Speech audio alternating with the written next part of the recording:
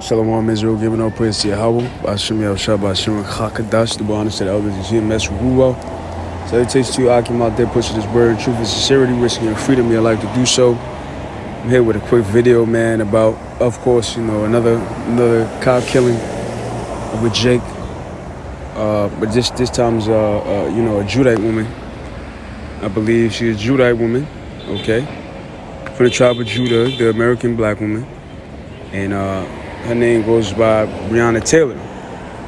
And it says, and I'm going to just read it, man, get the scriptures on why this is happening for you BLM, Black Lives Matter movement that proclaim justice, man.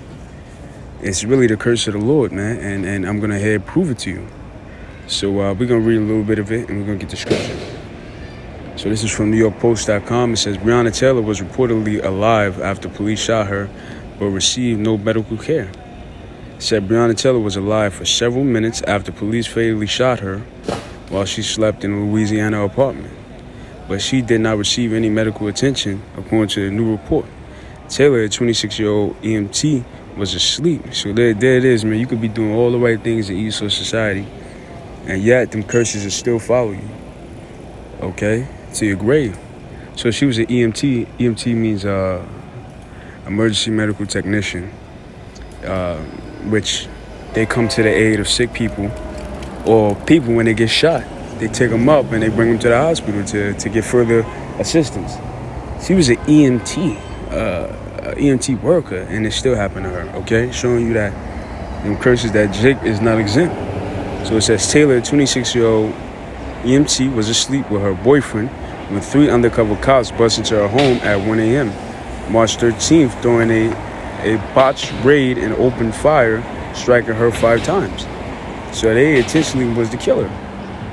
Knowing that they bust in the door, their training is to subdue enemies under that may possess a gun, but they knew that she was sleeping at the time. But they opened 5 shots, showing you that it was deeper than just shot one time. It was a mistake, because this would never happen to an Edomite. What it says, for at least 5 minutes, Taylor fought for her life while struggling and coughing for breath, according to her boyfriend, Kenneth Walker, who told investigators that Taylor was alive as she called her mom and yelled for help. The Louisville Courier-Journal reported Friday. Said police are yelling like, come out, and I'm on the phone with her mom. I'm still yelling help because she's over here coughing and like I'm just freaking out. Walker said in a recorded police interview 3 hours after the shooting, the news outlet reported. Let's get this. Salaki. Let's get this. Let's get a scripture. Satan is out here. This is Deuteronomy 28, verse 66. And thy life shall hang in doubt before thee, and thou shalt fear day and night, and shall have none assurance of thy life. And this is going Deuteronomy 28, verse 16 through 68. It's talking about the curses that were going to befall the children of Israel if they disobey the words of the Lord, which our ancestors did, and now we, the children, we coming back, are reaping the punishments of that transgression, which is the curses of, like I said, Deuteronomy 28, chapter 16 through 68. So this is verse 66 of that chapter. It said, and thy life shall hang in doubt. See, she was in her own house as an emergency medical technician. Her life still had no insurance. 26-year-old was fatally shot 5 times by Edomite cops. And it says, thy life shall hang in doubt before thee, and thou shalt fear day and night, and shall have none assurance of thy life. And that's exactly what happened with her, man. Showing you this is the people of the Lord. She had her home raided and still got gunned down. It said, it said, for more than 20 minutes after Taylor was gunned down by a Louisville officer at around 12:43 a.m., the young woman laid where she fell in the hallway and received no medical attention.